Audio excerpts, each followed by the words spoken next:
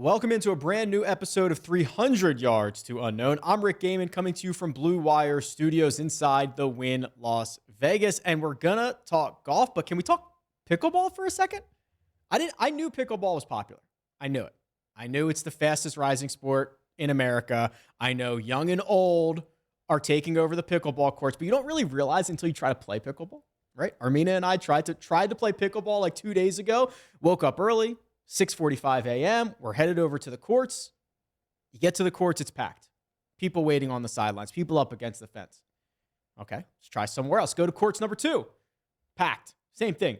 Tried 3 separate courts at 6:45 on a Thursday morning. 0 availability. How do I invest in pickleball? Who's getting rich off of pickleball? Equipment people, I suppose. Maybe tournaments. Maybe are they selling court time? I might pay for court time at this point. It needs to be Rick Picklegood because there's a lot of opportunity seemingly in pickleball. I get it, right? It's actually there are a few similarities to golf where you have a situation where you can play it recreationally well into your, I don't know. I saw some pretty old people out there. 80s, maybe that's a bit aggressive. 70s.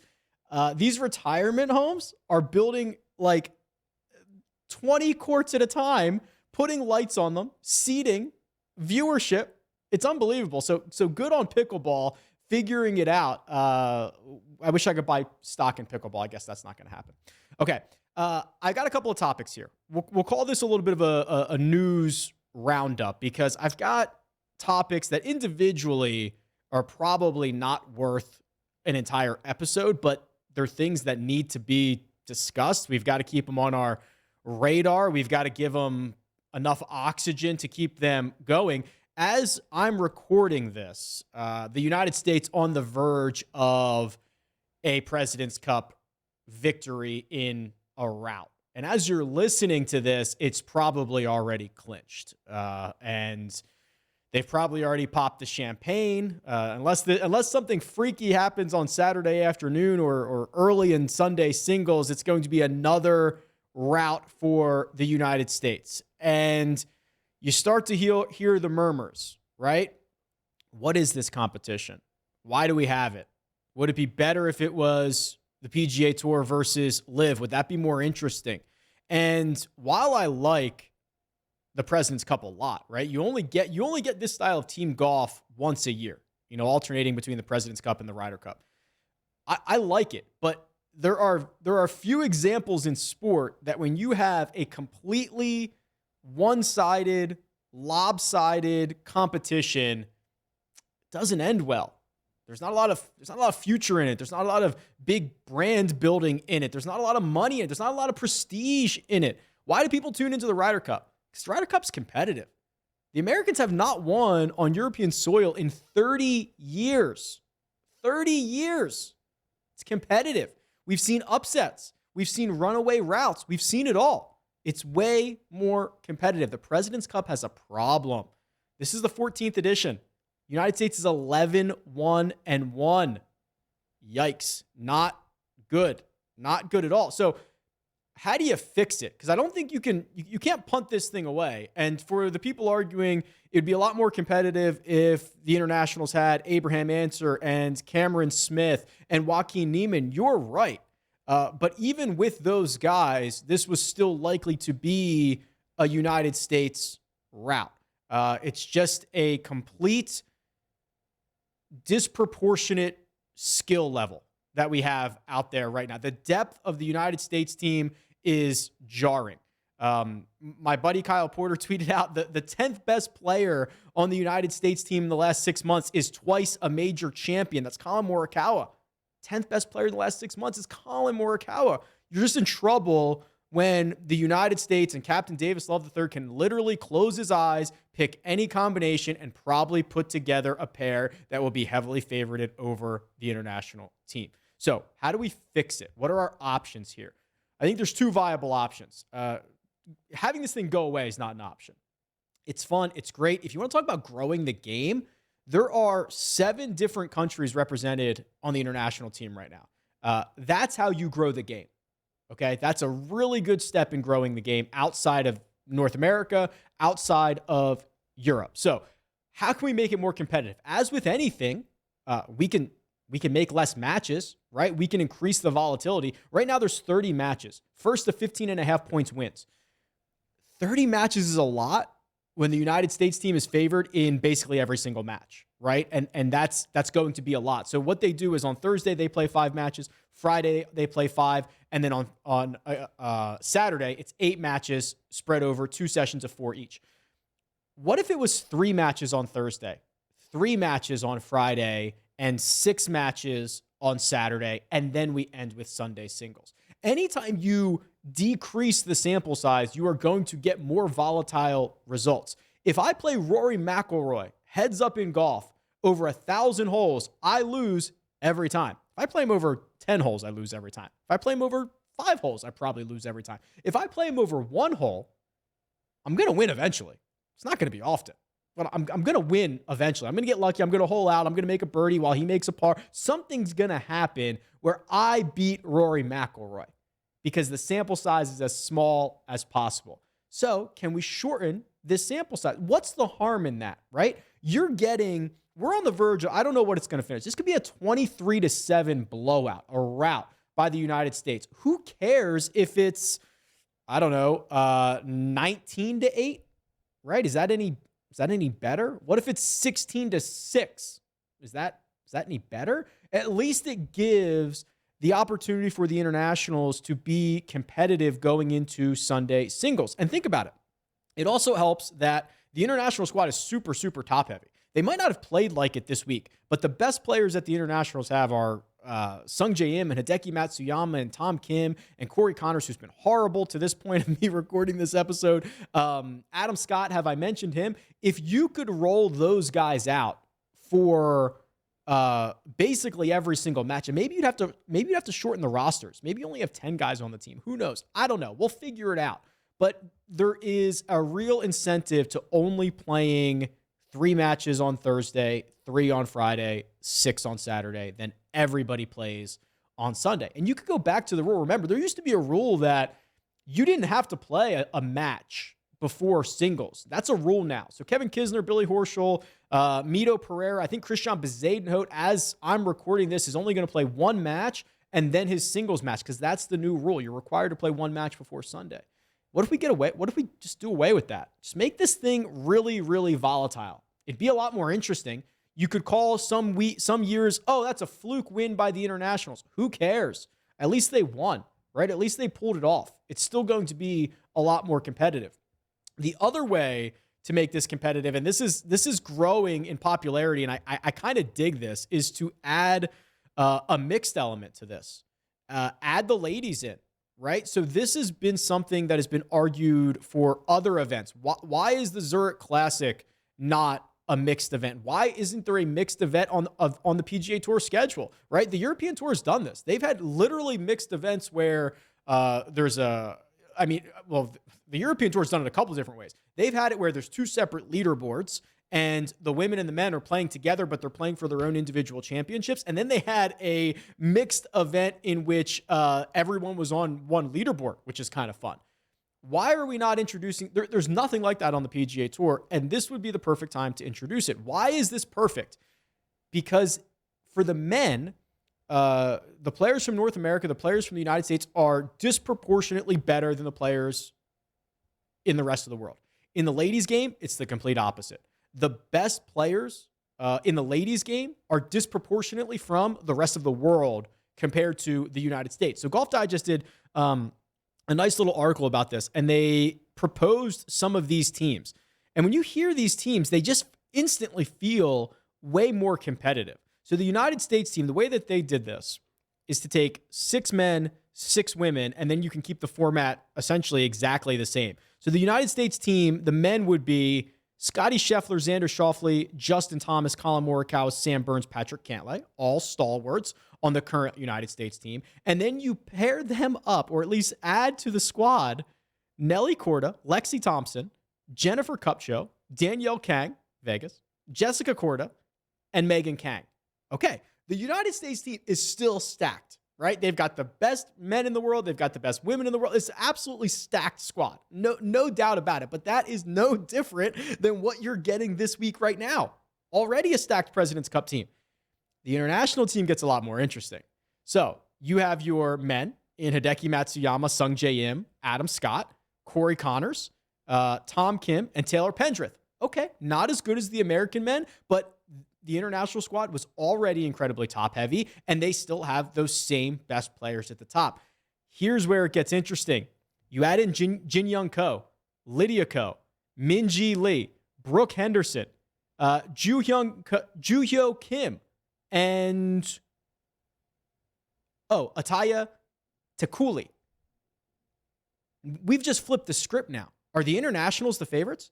Probably not, but it's much closer to a coin flip, right? These are some of the best players in the ladies game that are getting added to the international squad as opposed to getting added to the United States game. You could argue this is not only making it more competitive, it's not only growing the game globally, but it's growing the game also to lady. This is like, to me, this is almost a no-brainer. Whether or not you can get the PGA Tour and the powers that be to sign off on a complete change of President's Cup format, I don't know the answer to that. That might be unlikely. Can we just do this instead? Can we do this somehow, right? I mean, there's a Solheim Cup, which is similar to the Ryder Cup that just the ladies participate in. There are infrastructures in place to make this happen. It just has to happen. Could be interesting. I guarantee the Americans would not go 11-1-1 with an international lineup that looks like that in the mixed game. The other thing that I find super interesting now in the 2022 version of the President's Cup and the Solheim Cup, and again, there's some really good articles out there on this, but it is music to my ears that captains of now Ryder Cups, President's Cups, Solheim Cups are leaning into data. So I think the PGA Tour, or I shouldn't say that, golf in general, is probably in 2007 baseball, right? We're kind of like starting this money ball. Obviously, what Billy Beane did was earlier than that, right? It was like 2000, 2001. But we're starting to get a larger mass adoption of statistics that are being used by players to make decisions based on where they should and should not play. Trainers and coaches who are telling golfers how to play golf courses optimally. And we're now seeing it go to these team events, trying to figure out who should make the team and who should be paired together. We saw it this week at the President's Cup. Trevor Immelman's, his round one foursomes pairings were probably pretty surprising. Adam Scott and Hideki Matsuyama, Sung Jae Im and Corey Connors, Tom Kim and KH Lee, Siwoo Kim and Cam Davis, finally Taylor Pendrith and Mito Pereira. This is long gone from the days that we just pair guys together that are friends. Long gone from the days of we just pair guys together because they're from the same country or they speak the same language. These are so strange of pairings that they can only be created by data, quite frankly. So I know Captain Trevor Immelman and his team have been working on this for months to be able to come up with teams that best fit one another. And then there's probably is some type of strategy for what order you put them in or who they're going to pair up against, but we're probably not deep enough into that. The problem with this is we have such a small sample size, right? Ernie Els was such a great data guy in 2019 at the President's Cup, and they almost stole that away from the U.S., and they were leading going into Sunday singles. And we've seen that a lot of times the United States does not necessarily have to use data because they can put Scotty Scheffler and Sam Burns together 3 times because they're best buds or something like that, as opposed to just finding the optimal combinations. That's an embarrassment of riches that the United States has. But U.S. Captain Stacey Lewis is digging into the new LPGA data. So if you haven't been following this, LPGA now has the strokes gain data, right? They've been working with KPMG. They've been doing the performance insights. They've been getting it all available to that tour, which is not only great for them, it's great for the viewers, and it's great for building your brand when eventually they can come in and say, okay, hey, DraftKings, we have a data feed. Let's offer some more contests. Hey, Sportsbook X, Y, and Z, we've got all this data available. We can get it to you in real time. Let's start getting LPGA more available. It's how you grow the game, at least to a younger audience that's interested in that.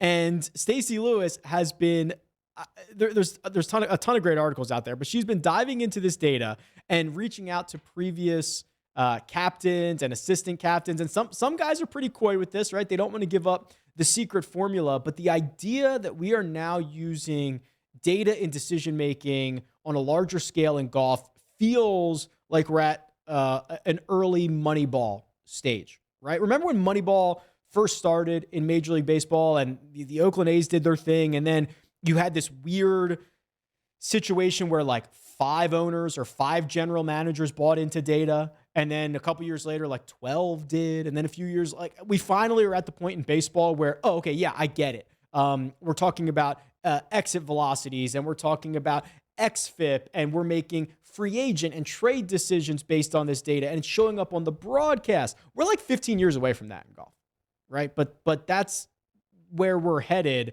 and you're seeing the early signs of that coming out right now via the team events and via the new KPMG data for the ladies. There's probably, I know for a fact, there's a lot more happening on an individual basis.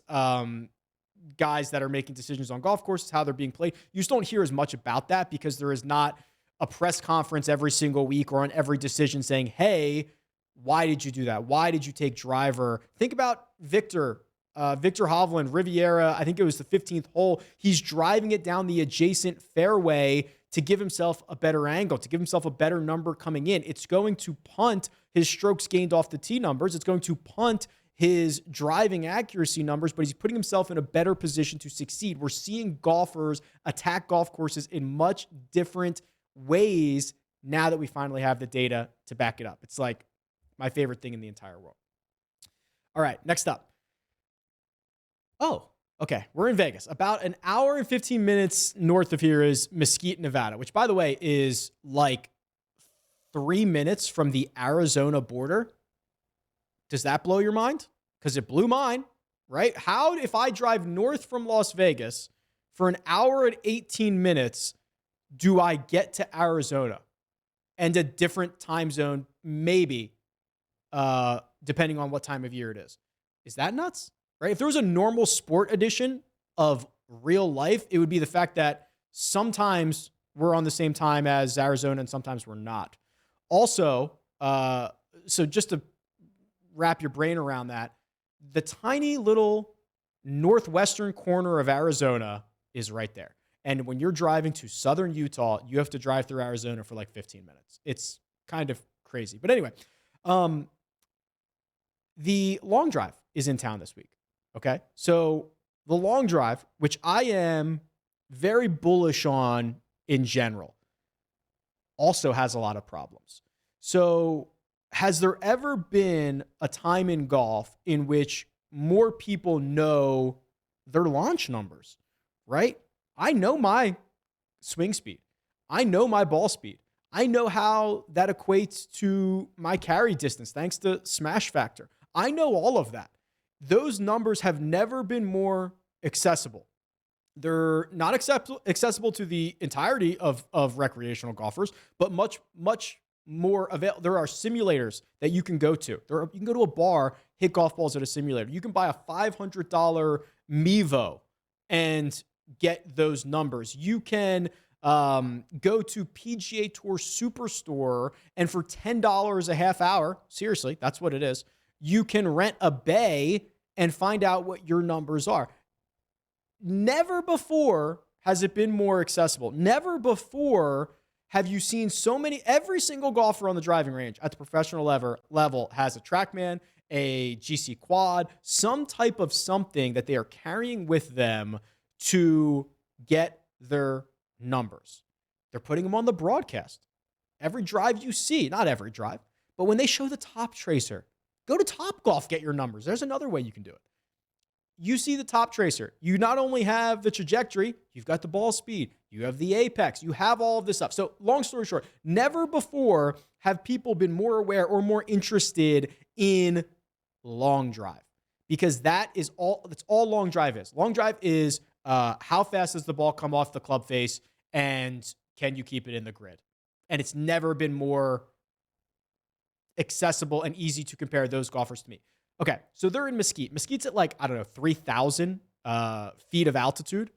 I was there for a couple of events last year. I was at the World Championships, which is what's coming up this week, and I was at something else. This is when Bryson left the Ryder Cup and went straight to Mesquite to compete. And I was there for something else. I can't remember what it was.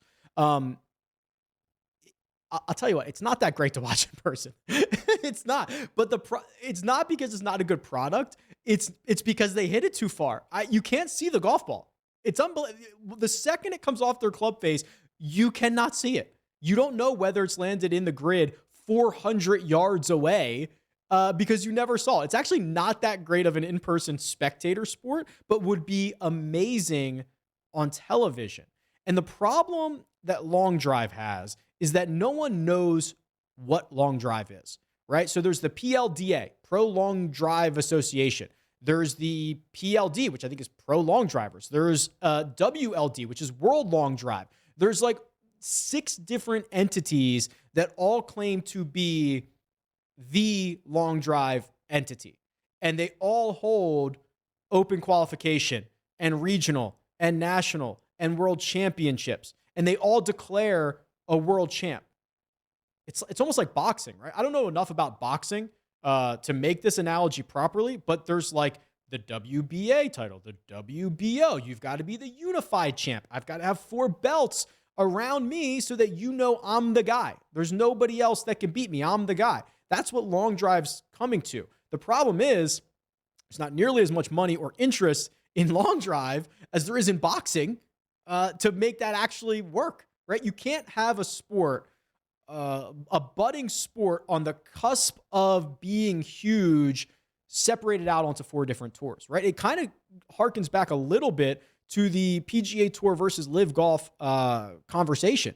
Sport is really the only place you want a monopoly, right? You want all your best athletes, you want all your best players, you want all your best competitors in one spot. If all your best competitors in the world, all your longest hitters are spread amongst 4 different leagues, entities, organizations, whatever you want to call it, it's a problem. So what do? How do we fix it? I don't know. Someone's going to have to step in and pay the money to do it. Someone like Golf Channel or ESPN or some entity is going to have to swoop this thing up, put it on television, and say, we're the spot. And Kyle Berkshire only comes to our world championships. And Justin James only comes to our world championships, right? And Martin Borgmeyer only comes to our world championships. It's got to have to happen. I don't know where the money's coming from or how it's going to happen. PLDA seems to have the upper hand on this. From my understanding, they did not disclose the terms of this, but it's my understanding that Bryson is a stakeholder in PLDA, which makes sense because he should be. If he's going to promote it and he is going to put eyeballs on it and he's going to get people to participate, he should have some type of equity in this thing. Now, he is not. I was originally under the impression that he was going to be competing this week in Mesquite. They released the open qualifiers, which I guess I think you have to qualify through. Actually, I don't know why they call it open. I think they call it open because it's not a age-based restriction, but you do have to qualify somewhere through a regional, I believe.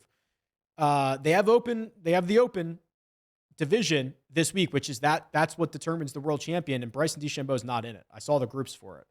Berkshire, I mean, everybody else is here. Tyga's back, everybody's here, but Bryson's not competing. I don't know if he'll be in town or not, but interesting to see what the future of that is, because there's never been a better time. They need to strike while the iron's hot. They have a superstar in Kyle Berkshire. They've got I don't want to call them villains, but they've got Borgmeyer, they've got Justin James, they've got these guys that can play the role. I don't think you want to miss out on that. It's like missing out on prime Tom Brady, missing out on Kyle Berkshire's prime. Like it would be terrible. We got to get this figured out. 2 more items here. One, we're going to have to do the Liv Golf conversation. Okay. So this is just the latest here. We've been saying for a better part of a year that the big pending legal case will not be the PGA Tour versus Liv or the Liv Golf players versus the PGA Tour. That's not the lawsuit that's going to decide a lot of things. The lawsuit that's going to decide a lot of things is Liv Golf versus the official World Golf Rankings. And we are not at lawsuit phase yet, but it's feeling quite close. So the latest here, a couple of weeks ago, maybe a couple of months ago, a month or two ago, the Liv Golf organization submitted their application to the official World Golf Rankings for inclusion of points. That process, notoriously opaque, you don't get a ton of insight into that process, historically has taken up to a year or about a year for the OWGR to approve it and start issuing points. Greg Norman sent a letter to the OWGR board with the names of 48 golfers, all 48 golfers that were in attendance at Liv Golf Chicago signing it, essentially saying you need to give us points now and you need to apply them retroactively. This is where things start to get a little bit sticky. Does Liv deserve points? Well, it's already, I thought that was going to be the easy layup question that I was going to start with. It's not as easy as it seems. Should Liv Golf eventually get points? Like, in my opinion, 100%, right? They're probably the second best tour on planet Earth. I understand they have Cam Smith. I understand that they have Dustin Johnson. I understand they have all these guys that are previously ranked inside the top 30 in the world. I get it. I get it. Under their current system, it would be very difficult for any entity, let alone the official World Golf Ranking system, to give them points. It would be hard for you and I to come up with some type of system that accurately provides points to all the tours that are currently getting OWGR points and Liv Golf. So there are a handful of OWGR policies or compulsory elements that Liv Golf does not follow. OWGR requires that competitions are contested over 72 holes, except for developmental tours. So the exceptions are a BEMA TV Tour, the Alps Golf Tour, the Euro Pro Tour, et cetera, et cetera. And I know what you're thinking. If they're getting OWGR points, how is Liv not? I get it. There's a system in place. So they require competitions to be contested over 72 holes. They require open annual qualifying at the start of each season, something that Liv also does not have. They are, by definition, by their own definition, it is Liv Golf Invitational. They are an invitational system. They are a system that has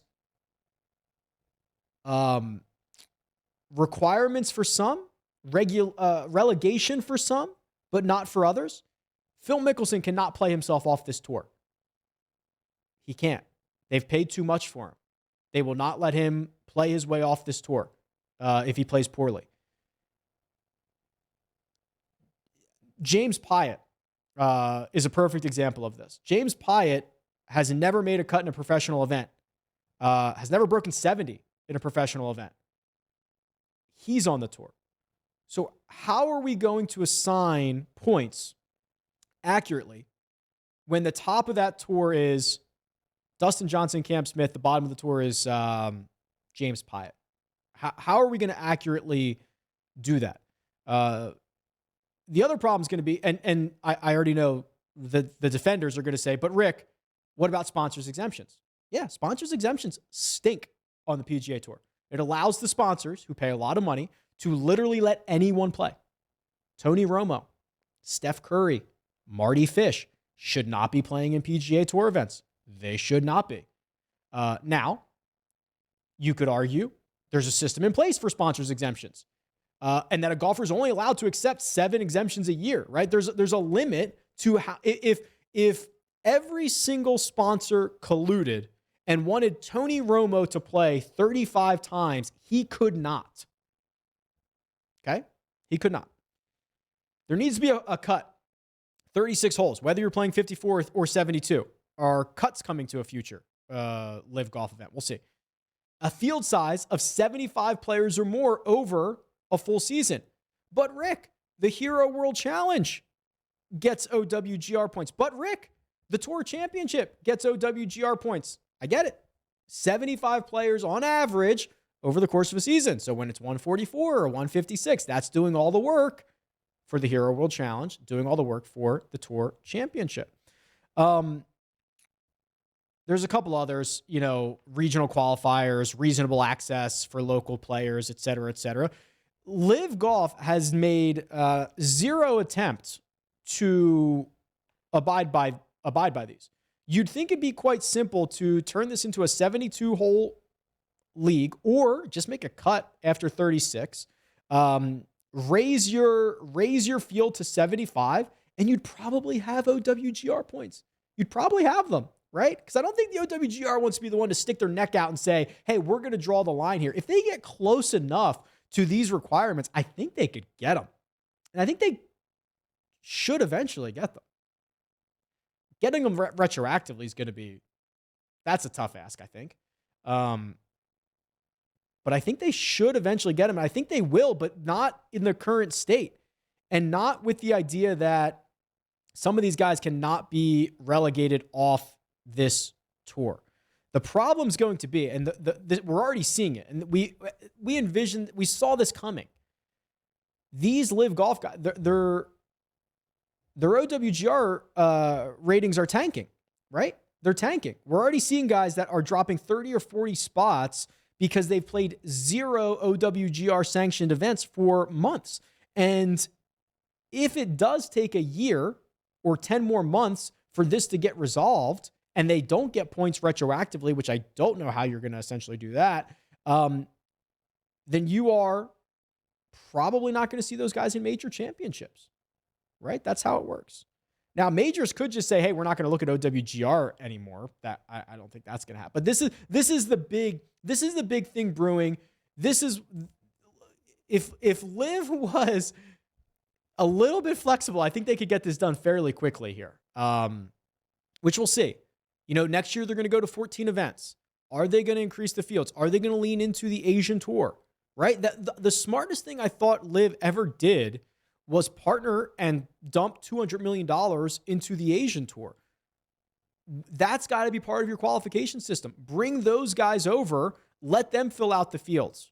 You cannot spend $1 billion on talent and that talent not play major championships when you are seemingly pretty close to a solution that would get them OWGR points to get them into major championships. It would be a total just whiff by Greg Norman if they are not able to figure this thing out soon. And then finally, Patrick Reed has been outspoken this week. Dude, Patrick Reed sucks. And I don't say that about literally anybody, but Patrick Reed sucks. And there is a lot of evidence of that. Whether you believe it or not, or think that it is a giant conspiracy against him over the last 15 years, there have been countless examples, both public and private, that he is probably cheating on the golf course pretty frequently. Right? We've seen it on television a couple of times in front of the cameras. We've heard plenty of stories about it from teammates, friends, and foes alike.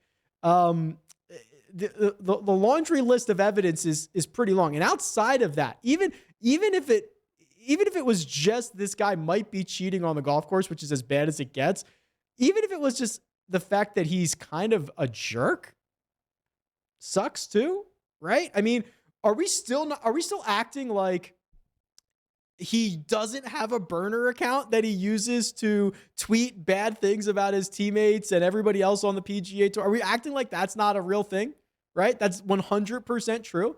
It's probably his wife, Justine. That's pretty well reported that she's out there or he's out. But whatever it is, he's not stopping it. Like, we're just going to act like that's not happening. Okay, that's fine. We'll just act like none of that has ever happened. So he goes to Liv and he says, this is amazing. No. It's not about the money. I get to spend more time with my family. Great, Patrick. That's awesome. I'm stoked for you. Oh, wait. He's played 5 events in September in which he has flown all over the globe to play at Wentworth.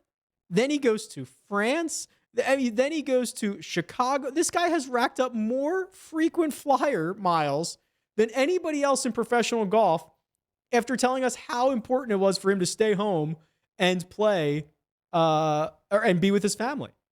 Then let's just say that never happened either, which is just he's a liar, right? And that he just took the bag, which I don't care about. Just say it. Let's say that's all not true. He has the gall to go to France and say that the treatment that he has received from the DP World Tour is a slap in the face. His words, not mine. He's made $5.4 million in 4 events on Liv Golf. He has played every DP World Tour event that he has wanted to play. And he's calling it a slap in the face and that he is being shunned by the tour. His quote, I'm here to support the Tour of France and all the people who are here, but I don't see why we can't move from the Liv, that's what he said, to the European Tour like we usually move from the PGA Tour to the European Tour. A lot of players understand and support my choice and have nothing against me. I didn't feel any animosity against me from them, ends quote. He would go on to say, that might be it. He would go on to say a bunch of nonsense. He sucks, right? I don't know. I give these guys the benefit of the doubt. I don't care if they took the money. I don't care that they lied about it. But we've got a decade of evidence that Patrick Reed sucks. That's why he was such a good villain. He was such a great villain, wasn't he? Oh, man. It was the best.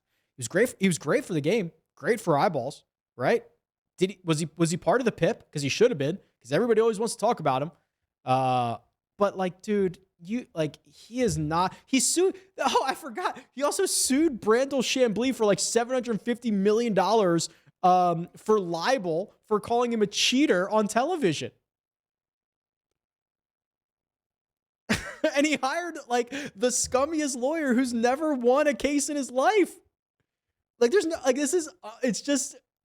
probably a dozen things I'm forgetting. I hope I don't get sued after this. Oh my gosh. I don't know. I don't get it. He stinks. Okay. So as you're watching this, the President's Cup is probably wrapping up or it's already over, and barring a miracle upon miracle, the United States has won again, improving their record to 12-1-1 in 14 President's Cups. So think long and hard about some ways that we can improve that. Think long and hard. I'll leave you with this because this also has my attention. Why is season-long golf not popular? Season-long fantasy golf. Why? Usually, there is an equal level of interest in the DFS version of a sport and the season-long version of a sport. Usually. There are some exceptions. I mean, season-long baseball is only for sickos. But in a format that is once a week, very similar to football, why does one version of that sport get a lot more attention than the other? General, thought-provoking question. Tweet me what you think. Comment below with what you think. I'm doing a little bit of market research. We're going to fix this. We're going to fix the season-long fantasy golf thing. But tell me why you think. I have a couple of reasons in my mind, which we'll cover on an episode in the future. But I want to know what you're thinking about. Okay. Enjoy the rest of your weekend or week, depending on when you're listening to this. You can tweet me at RickRunGood. This has been another episode of 300 Yards to Unknown. Catch you next time.